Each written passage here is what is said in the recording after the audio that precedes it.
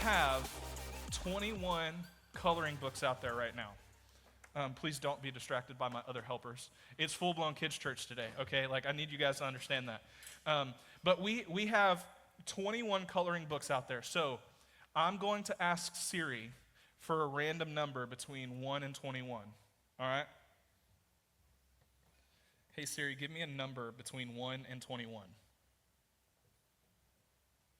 Number 6, flip your book over.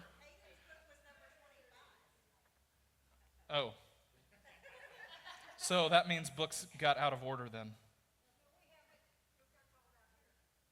Number 6, but we have another book that, okay.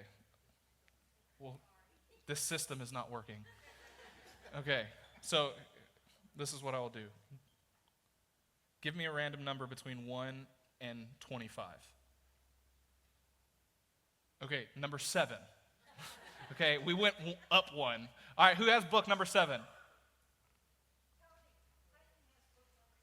Well, we had to redo it because we had more than 21 books given out. So, number 6 or number 7? Okay, here you guys go. So, one of the things we wanted to do since it's Family Sunday is we wanted to give out a gift card so the family could go to lunch together today.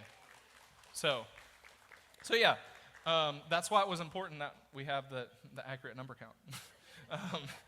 Because we're giving away money, so we want to make sure that everybody has a chance to get it.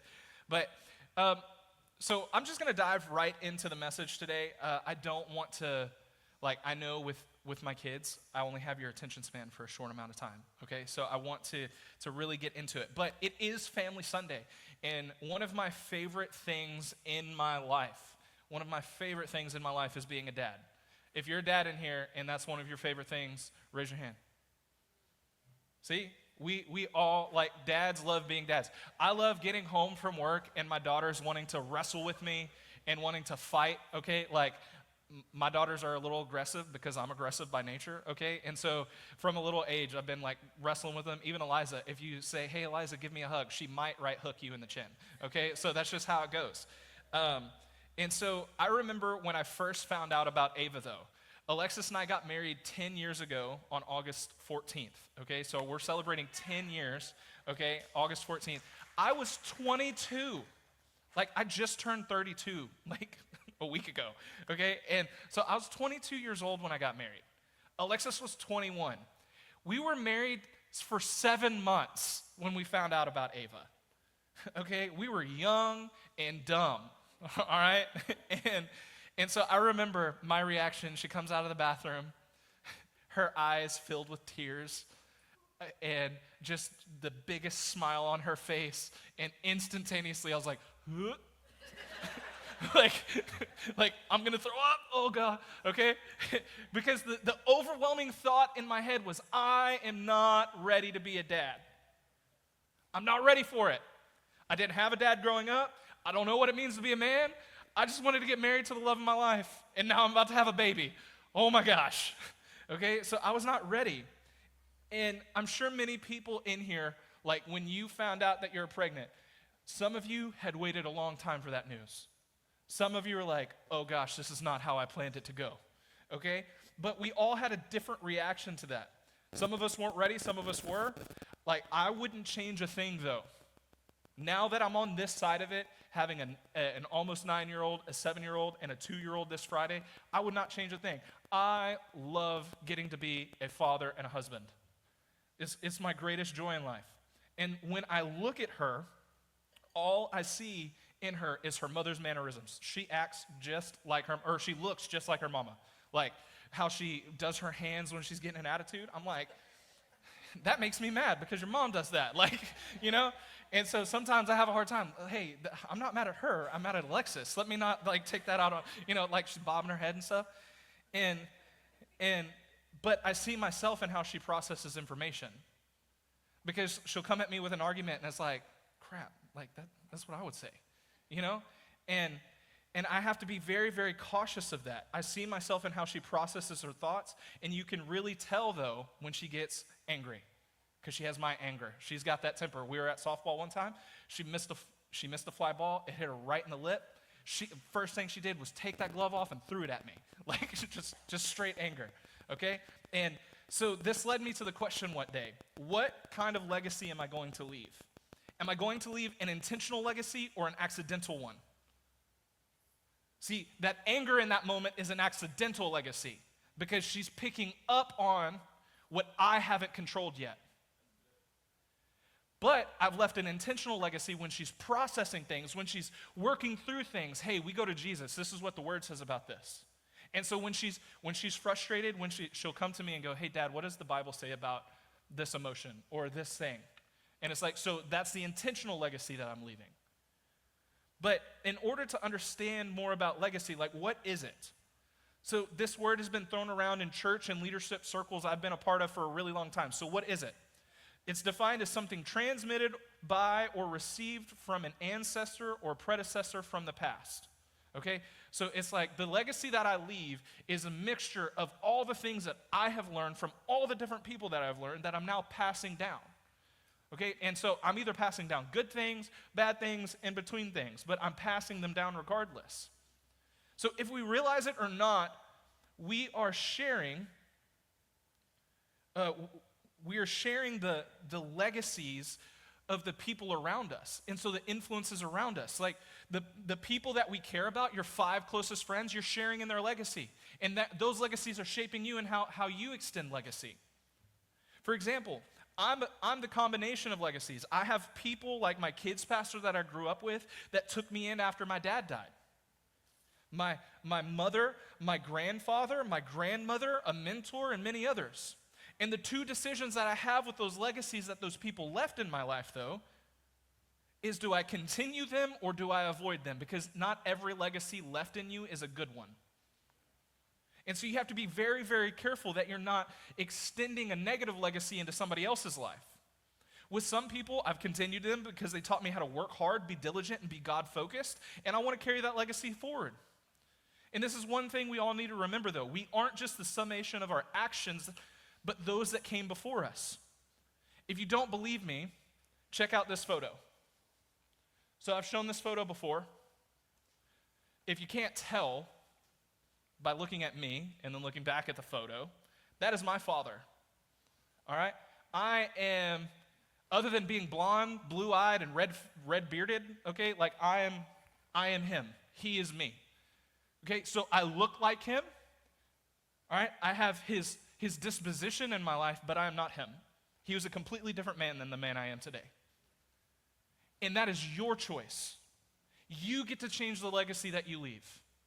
Like, I do not struggle with the things that he struggled with. And so my kids won't struggle with the things that he struggled with.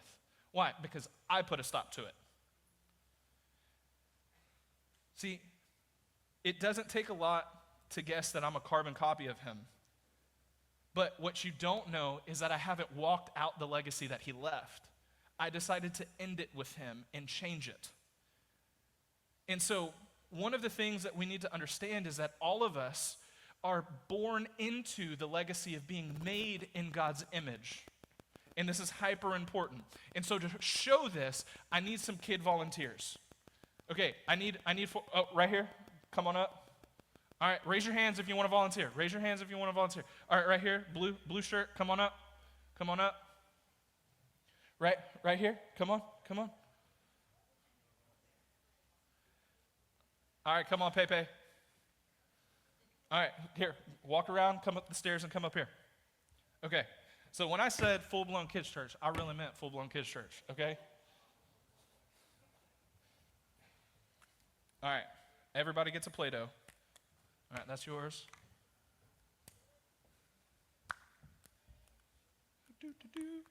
I need like Jeopardy music while I'm doing this.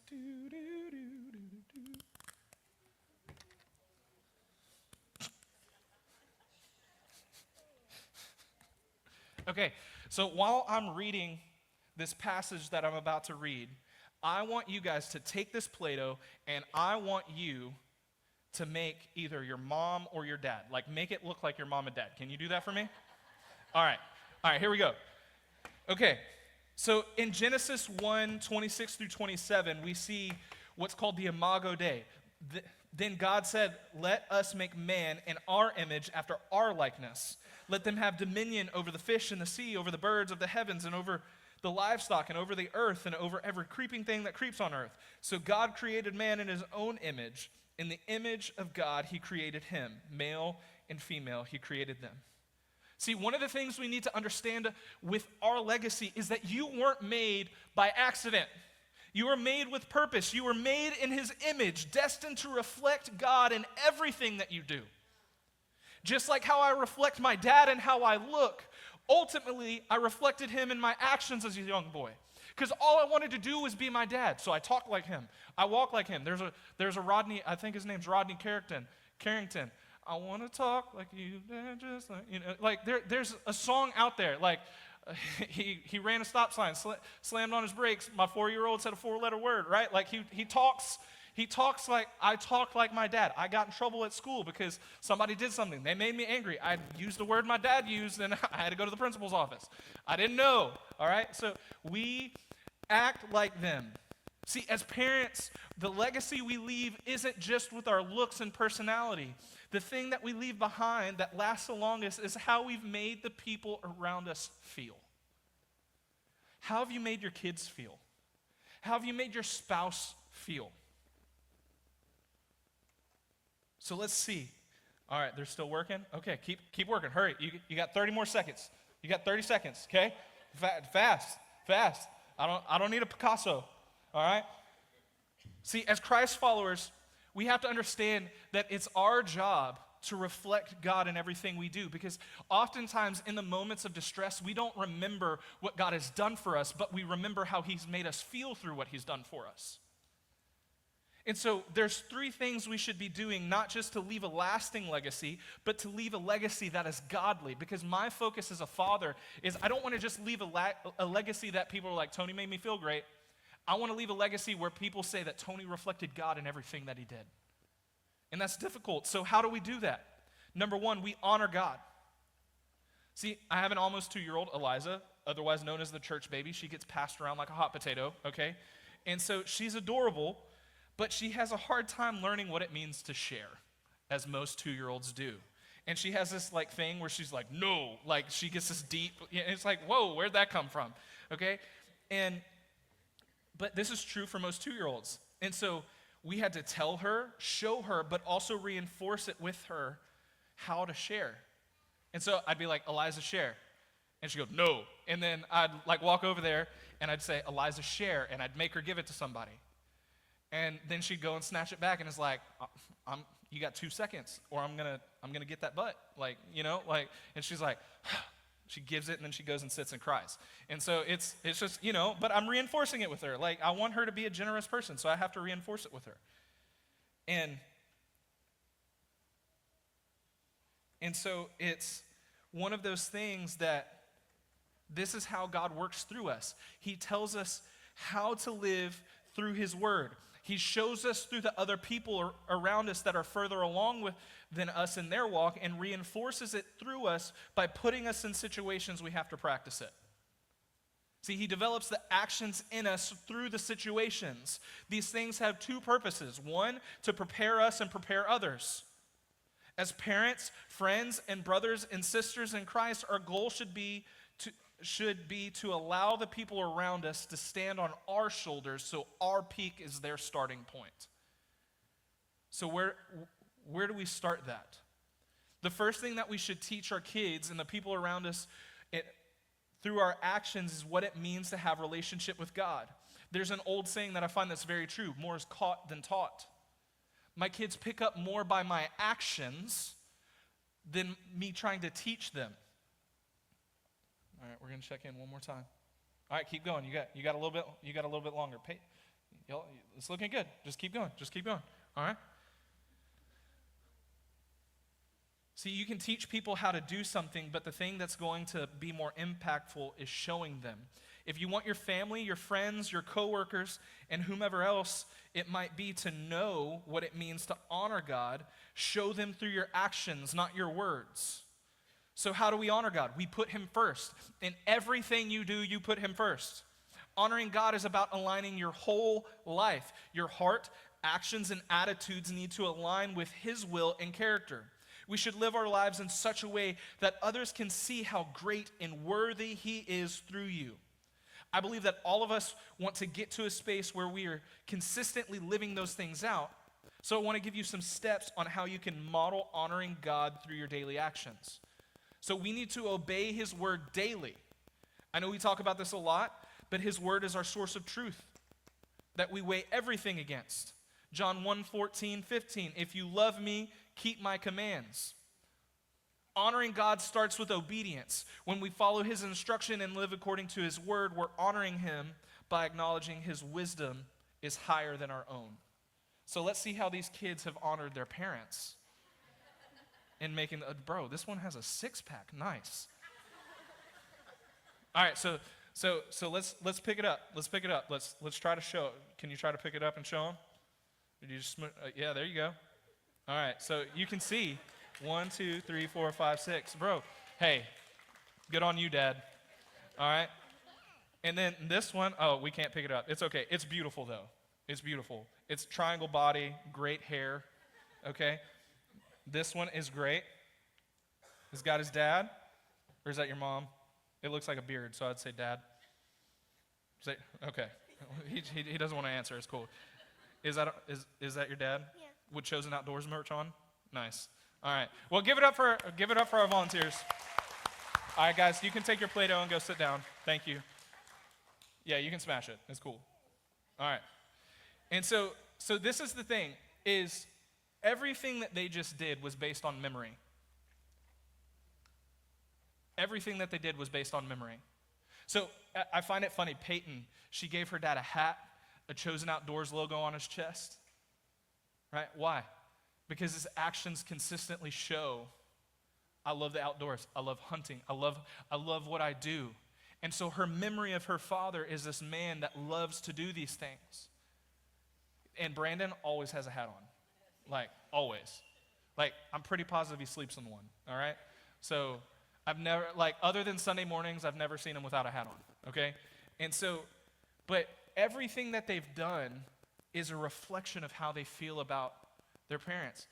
Man, homeboy gave his dad a six-pack, all right? Like, he had enough time to shape him and sculpt him, okay? And so it's one of those things that for us, we honor God by reflecting Him through our actions. We have to obey His word. Then we have to prioritize Him. We prioritize what we care about. So why is it that we can make time for kids' extracurriculars or TikTok, Facebook, and other things, but we sit in disappointment when we feel like it's hard to access God? God, I just can't find you. I just don't sense you. Yet you're not engaging in His word. You sleep that extra 30 minutes because you're tired because you stayed up late on TikTok, but you don't get up to engage Him with the first of your time. It's simple. It's easy to access a close friend. It's hard to build up the courage to talk to someone you don't know. Like, if I was like, hey, Hannah, I need you to go across the room and go talk to this person, you'd be like, no, I'm going home. Never ask me that again, all right? Yet this is how we treat God. He's across the room and we refuse to take steps to get closer to Him. Matthew 6:33, seek first the kingdom of God and His righteousness, and all these things will be added unto you. Putting God first in your time, decisions, finances, and relationships demonstrates that He holds the highest place in your life. So don't be surprised when the people around you don't experience God through you if you aren't making time to experience Him yourself. Worship with your life. Worship isn't just about music. Molly, our worship leader, talked about this a few weeks ago during the 4 for 10. So how we honor God with our actions is worship. You're showing Him that He's higher and He's more glorious than anything else in your life by honoring Him with your actions. And so in turn, you're worshiping Him. Romans 12:1, I appeal to you, therefore, brothers, by the mercies of God, to present your bodies as a living sacrifice, holy and acceptable to God, which is your spiritual worship. We need to reflect His love, grace, and holiness in everything we do. Use your gifts. Time and treasure tell you where your heart is. What do you spend your time on? Time is a currency. Your time is a currency. So what do you spend your time on? Your talents, time, influence, and opportunities aren't just for personal gain. They're tools to point people to God and make his name known. 1 Corinthians 10:31, whatever you do, do all to the glory of God. I know that I'm making all this sound so simple, but I know that it's not. If it was that simple, I'd have a perfect prayer life. If it was that simple, I would know God's word forward and backwards more than what I do right now. It's not simple. It's a challenge. Why? Because you have flesh in you that wants to keep you from him. You have a sin nature that desires the exact opposite of what God has put in you. It's difficult. So how do we overcome that aspect of it on a daily basis? And I mean this hardcore. Aggressive accountability. Aggressive accountability. Like full truth, full transparency, no, like nothing hidden, light shined on everything. We're going to mess up. We're going to have bad days. We're going to let our emotions get the best of us. And in those moments, all we can do is apologize. Do you know how many times I've had to get on my knee to my daughters and look them in the eyes and say, Daddy messed up. I lost my temper. I'm sorry. That was something that never happened in my life, and it made me grow bitter. There was always an excuse. There was always a reason why, but it didn't change how I felt. Me taking accountability with my kids, it lessens the impact of my poor decisions. So what would happen if you took accountability with the people around you and with your kids? How would their lives change? When we commit to honoring God by obeying his word, prioritizing him, worshiping him through our daily lives, we begin to look more like him. The more we align our hearts with his, the more his nature starts to show up in us. And this is what brings us to the next piece of lasting legacy, reflecting God. Honoring him is the internal choice. Reflecting him is the external result. So your internal choice to honor him has an external result of reflecting him wherever you go. As we get closer to God, it will seem like all we can see is our brokenness. How many people have been there, right? Like all we see is how we're messing up, how we're falling short. Some of us might be there right now.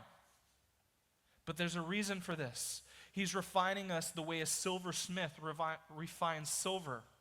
In Malachi chapter 3, it's talking about this, and it says, this is actually a prophecy to the nations about John the Baptist coming and Jesus making a way and all of these things. And in verse 3 it says, he will sit as a refiner and purifier of silver, and he will purify the sons of Levi and refine them like gold and silver, and they will bring offerings in righteousness to the Lord. There was a story that I heard about this, and somebody was reading this exact verse, and they went to a silversmith and was like, why do you have to sit by it? He's like, I've got to watch it. Why do you have to watch it? Because I have to get the impurities out as they pop up. Well, how do you know it's ready? Well, once I see my reflection in it, I know it's ready. God is doing everything he can so he can see himself in you. And the moment that you've given everything over to him, he will begin to see himself, and you are ready at that point. The thing is, though, as we honor God, we're going to realize there are things in us that need to be worked out, and that's part of the process. So how do we reflect him? We start by living with love. We know that we are honoring him when we aren't just loving people out of obedience, but we start showing genuine love towards people. We have compassion and kindness towards those that our justice says don't deserve it. Do you know how many people that my justice is like, they don't deserve your grace. They don't deserve your kindness. But then the spirit inside of me says, neither do you. It's like, oh snap, sorry Jesus. Like, full grace, please. The more grace I show, like I need all of it. 1 John 4:16, God is love. Whoever lives in love lives in God. From there, we have to walk in integrity and truth. God is pure and truthful. So reflecting him means choosing honesty, righteousness, and moral character even when no one's watching. Are you choosing to be integrous towards the Lord even when no one's around, even if nobody would ever figure it out?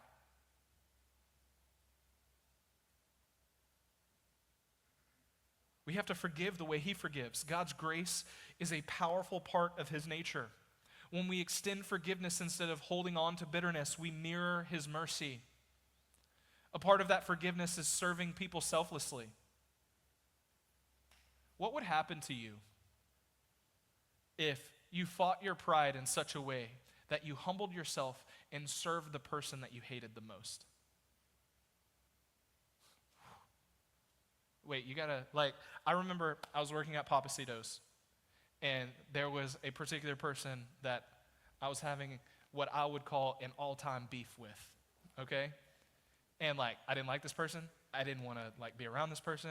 And the last time that I saw this person, I was like, the next time I see you, I'm going to hit you in the mouth.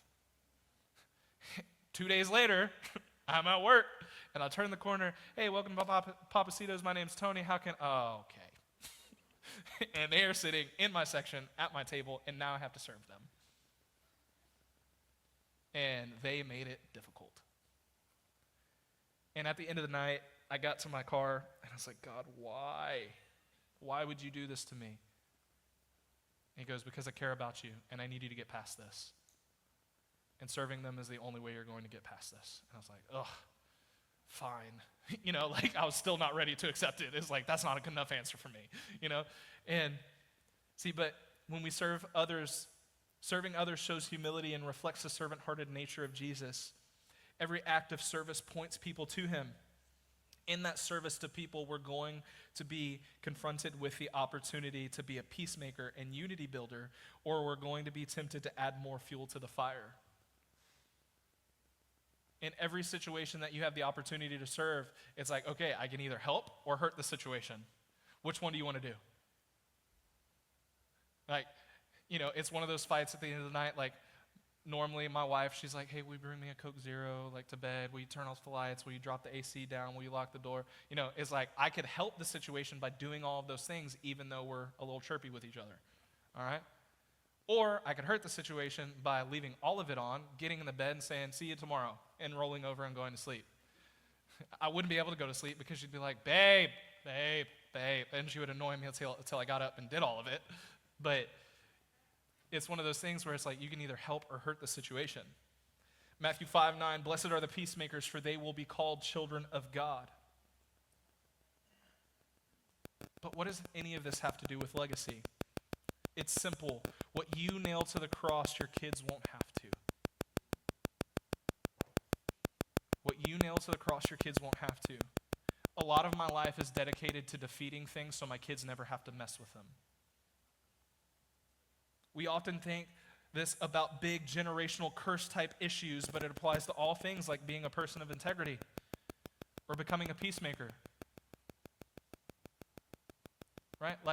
We don't think about gossip as this thing we've got to nail to the cross, but what if it changed a generation because now your daughters and your sons get to be known as truth tellers and peacemakers instead of gossips and backbiters? Your decision to deal with the sin will allow your kids and the people around you to be able to work through the issue faster and more efficiently, to grow closer to God without the pain you had to endure. And that's the goal.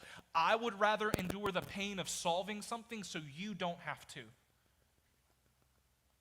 So I could give you all the answers.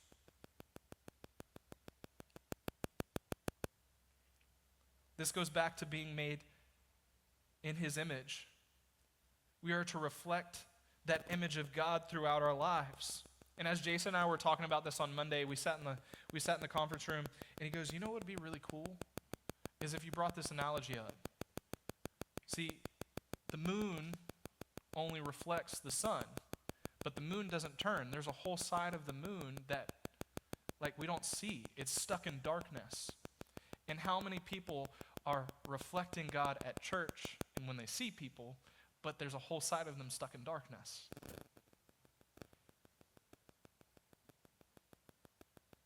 See, is there something that you're trying to keep hidden from God or people? The problem with that is that the Holy Spirit will tell on you.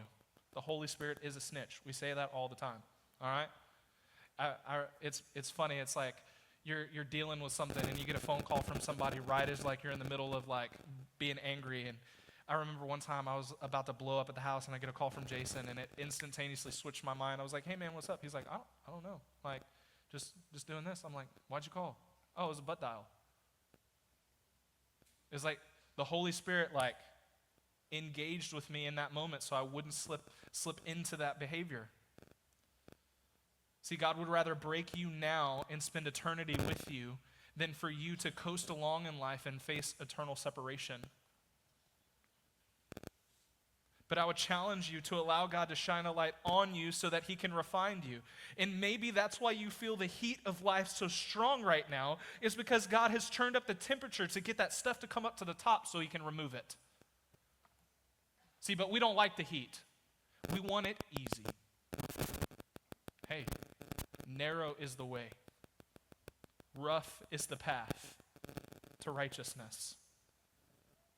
Reflecting God is an important step in leaving a legacy that doesn't just have a temporary impact, but has generational ones. I don't want to just do this for my kids. I want to do this for my great-great-great-great-great-great-grandkids.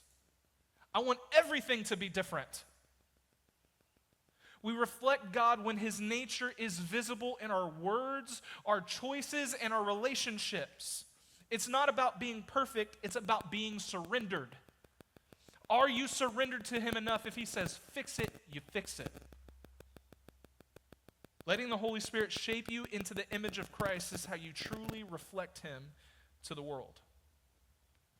And once we reflect him, what is it? Well, number 3 is love people. We've got to love people. And now I can almost feel the collective eye roll. It's like, yeah, of course, it's Jesus. Of course we got to love people, you know? But here's the problem. Are we, as Christ followers, that have the initiative to love people with everything and to love God with everything, are you actually doing it? We get the collective eye roll of, oh, of course I got to love people. But are you actually doing it? Are you loving people? Or did you go off on a client at work the other day? Or you're like, golly, you're a teacher, you're like, golly, I don't want to deal with these teenagers, right? Or are you looking at it as an opportunity to be the light of Christ in a world full of darkness and getting to love people? If we're supposed to be practicing the disciplines of Jesus, then where is the radical love we are supposed to show people? Or do we reserve that love for everyone we like, agree with, and want to hang around? 1 Corinthians 13, 1 through 7, if I speak in tongues of men and of angels, but have not love, I'm a noisy gong or a clanging cymbal. And if I have prophetic powers and understand all mysteries and knowledge, and if I have all faith so as to remove mountains but have not love, I have nothing.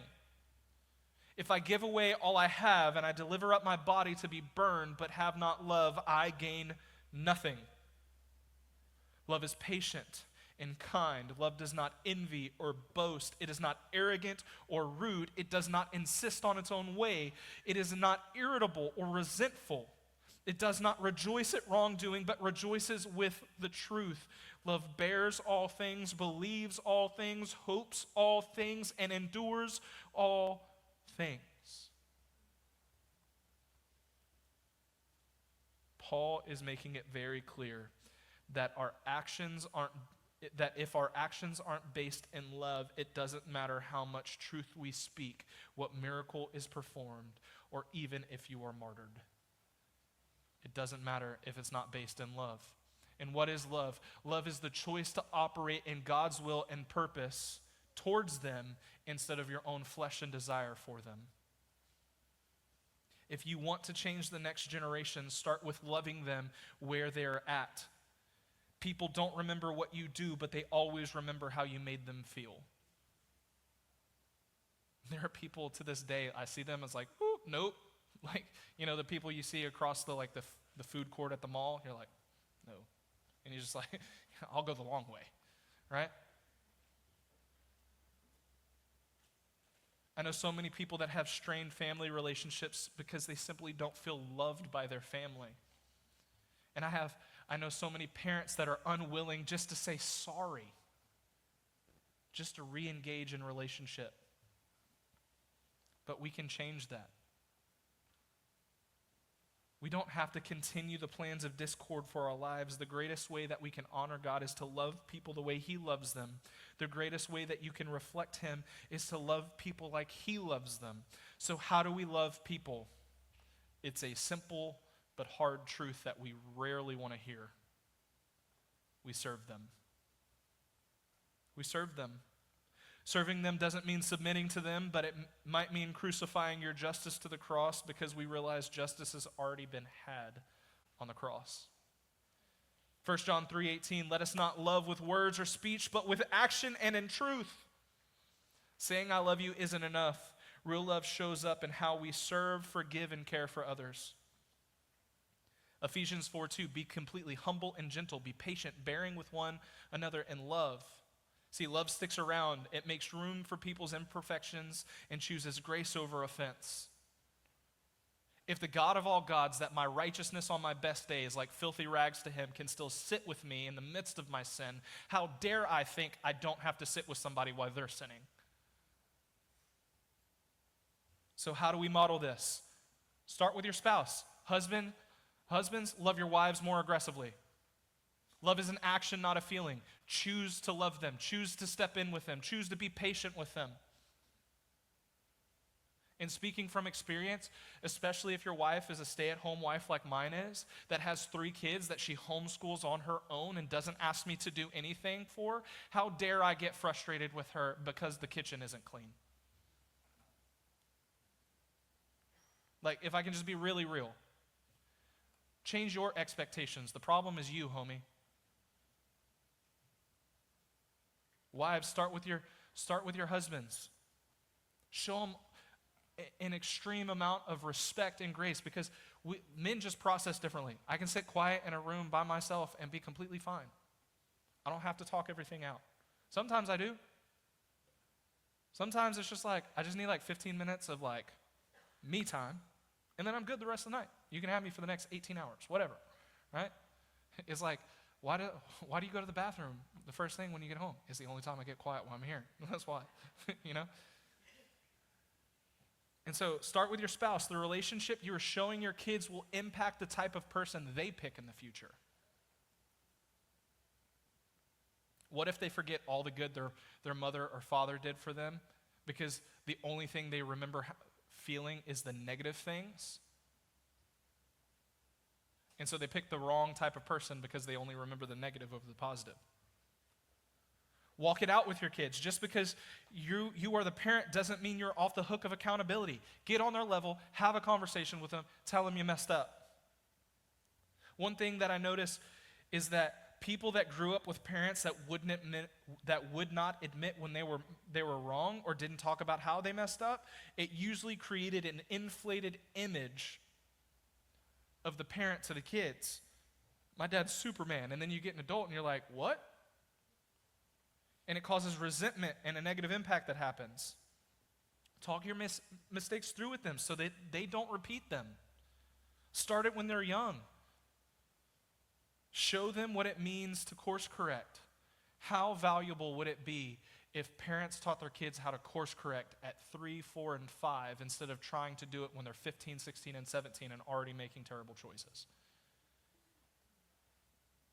Then with everyone else, serve people. Show love through volunteer opportunities at the church or people around you. Like, just take a second. There's several kids in the room. Find a kid to look at for a second. Just look at them.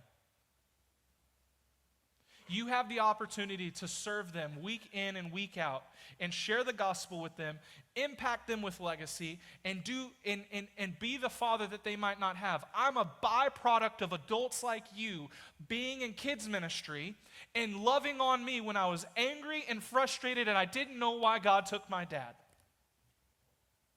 And here I stand today getting to preach His gospel, getting to impact people because there was a random person that I did not know that was willing to serve on a Sunday and love me. That's the impact that you can have in somebody's life. So don't you dare say that you can't have an eternal impact, because the person that's responsible for taking care of me is the beneficiary of everything I've ever done. One of them specifically was Miss Duncan, my first grade Sunday school teacher. After my dad passed away, she wasn't even my Sunday school teacher at this point, because I was in 3rd grade when it happened. But after my dad passed away, she reached out. She sent a letter to my house that was specifically addressed to me. It was for me. I got it, and I remember I was so excited to get a piece of mail. My mom was like, Tony, you have something. I was like, mail! You know, it's the 90s. It was different, all right? And so I got the mail, and I opened it up, and I was like, what is this scribble? It was cursive. I was like, Mom, read it, you know? And she goes, this is from Miss Duncan, and she just wanted you to know that she's thinking about you, that she loves you, and that she's praying for you, and that she misses seeing you on Sunday. And there was also a Toys R Us gift card in there, because that was still a company back then. And I remember in that moment feeling so taken care of and seen and loved. And then we went to church. That was on Friday. We actually went to church for the first time after I got that card. And I saw her, and she was like, hey, I'd really like to take you out to lunch. And I was like, sure. She's like, do you have your gift card? I was like, yeah. Like, because I had a little, like, Velcro wallet that it was in, you know? I was styling and profiling when I was 8 years old. And so we went to TGI Fridays off Highway 59 in Humble, and the Toys R Us was right behind it. So we had lunch, went to Toys R Us. And I remember all of this. And I'm 32 now. Why? Because she took the time to serve me when I was hurting.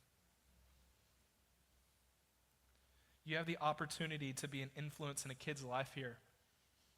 But you have to decide it's time to get off the sideline and start serving people. All of this starts with choosing to serve people the way Jesus did. He cared more about their experience.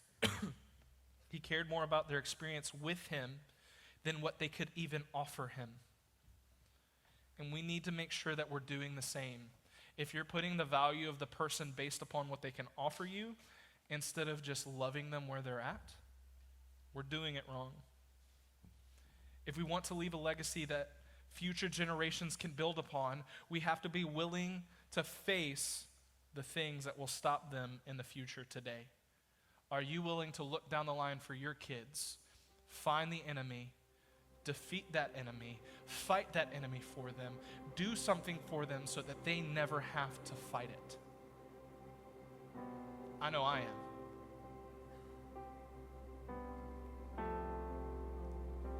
I have to make sure that I live out the truth